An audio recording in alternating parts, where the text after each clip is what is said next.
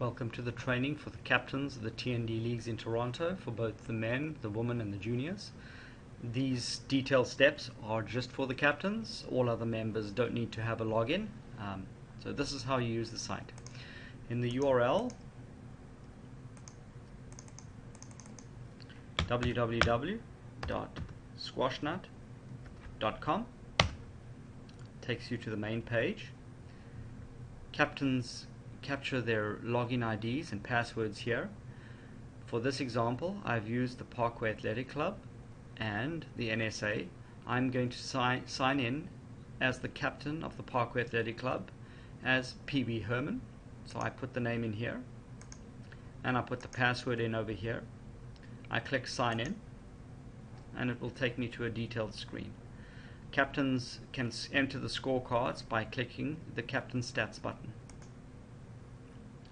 On the 21st of August, which was the last match played for Parkway Athletic Club, Parkway Athletic played the NSA.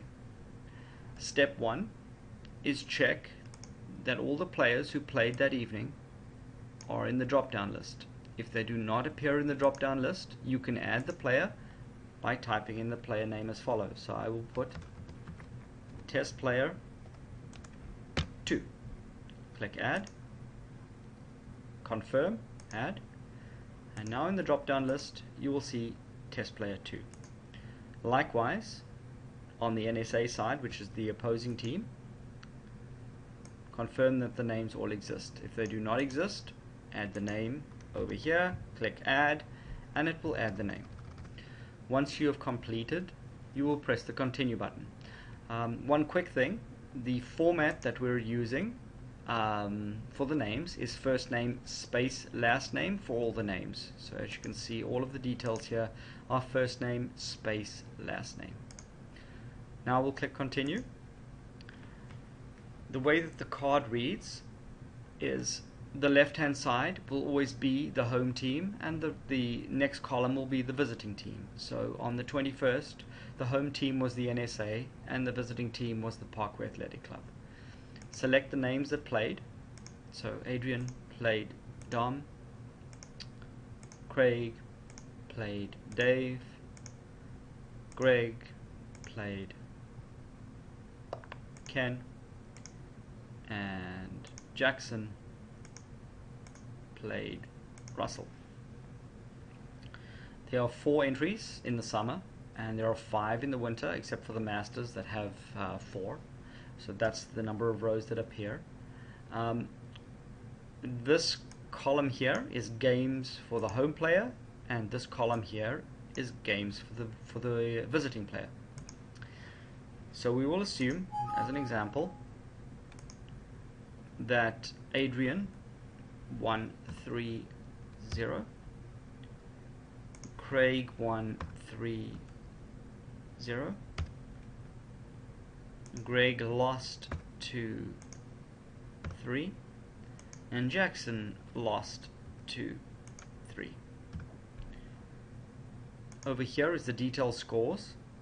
The top row is for the home player and the bottom row is for the visiting player. So in this case, an example would be 9-0, 9-1, 9-7. In this case, it's also a 3-0 game, so home player needs 3 9s at the top. 9-3, 9-4, 9-5.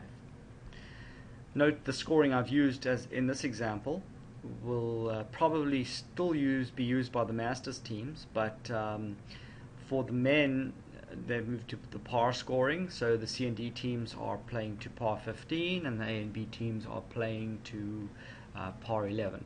So I'll just show you how that works. It's exactly the same thing. So here there should be 2 games that Greg lost. It could be in any order. So let's 2 games that Greg won and he lost 3.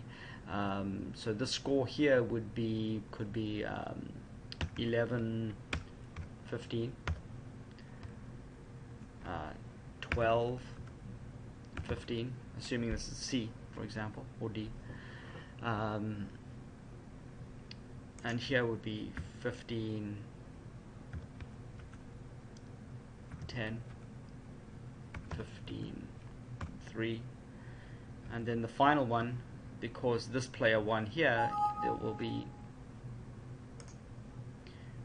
11, 15. So as you can see, I have 3 15s, 1, 2, 3, which match the 3, and I have 2 1s on this side, which is the 2. And likewise for this one, depending on how the match went, let's assume 15, 0, 15, 1, and then the game totally turned around and went 5, 15, 6, 15, 9, 15. Alright. Now, because this match was equal in games, there was 2 matches for the National Squash Academy, and there were 2 matches for the Parkway Athletic Club. You can see clearly that the National Squash Academy won, because if you take the number of games, 3, 6, 8, 10 versus 6, so make sure you use the drop down when there's a tie, and you select the club that won the evening. So in this case it's National Squash Academy, and click update. Alright, what will happen is the opposing captain will receive an email that a scorecard has been submitted, and the officiator will also receive an email that the scorecard was submitted. What happens then is the opposing captain, and in this case I said it was Devon, and I'll sign in as Devon. When he signs in, he will check the scorecard, and in most cases the scorecard is going to be correct, and the captain would just click confirm scores, and that would be the job done. However, if they spot a mistake and they need to repair it, they would click the captain's stats button again. The same scorecard would appear as in the previous screens, and they would get the chance to resubmit it. Notice that the status is score submitted. So there's only 2 statuses we use, score submitted and score confirmed. Score confirmed would be when both captains have then agreed and the confirm button has been pressed. So in most cases, let's do this. I'm going to click confirm scores, and voila, the scores have been done.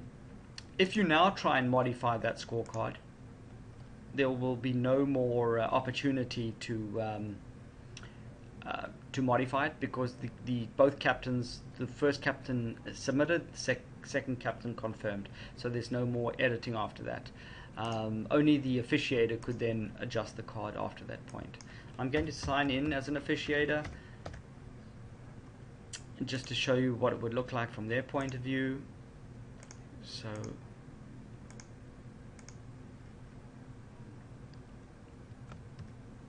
the officiator would sign in.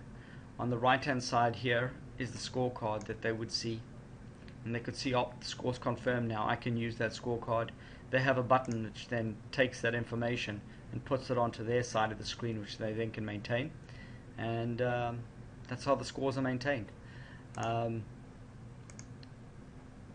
As you've already seen, if you go into the results over here, make the screen bigger, you can see the results of all the teams. You wouldn't see the result we just posted, because that was just this captain scorecard, not the officiator scorecard, but the details for all of the August 21st are here. I'll scroll down, I will find actually the NSA, the real players and the real scores, and once you guys start using the detailed scoring, they will appear over here. The ladies have been using it, so I can quickly show you that. Squashnut, go to the ladies. If it goes to the summer season that just passed by, and we're going to any one of these matches, here you can see the detailed scores that are used.